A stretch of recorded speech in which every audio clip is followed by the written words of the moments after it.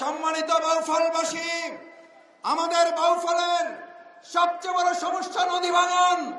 নদী ভাঙন রোধ করবে ইতিমধ্যেই আমরা আমাদের সম্মানিত উপদেষ্টা ডাক্তার সৈয়দা রেজওয়ানা হাসানের সাথে দেখা করেছিলাম। কিছু কাজ শুরু করেছি।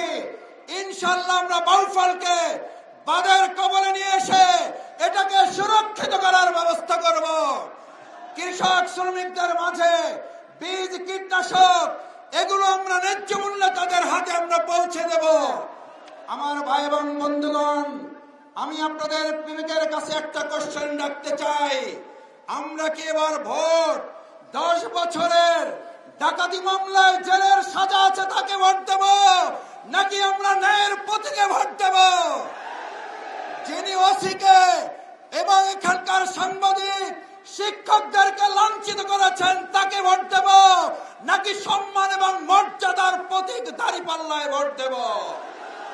আমার ভাই এবং বন্ধুগণ, আসুন আগামী 12 তারিখ আপনার ভোট আপনি দেবেন। এটার সুরক্ষার দায়িত্ব আমরা আপনারা সবাই মিলে নেব। রাজি আছেন কারা? আমার ভোট কেউ ডাকাতি করতে পারবে? আমাদের কেন্দ্র কেউ দখল করতে পারবে?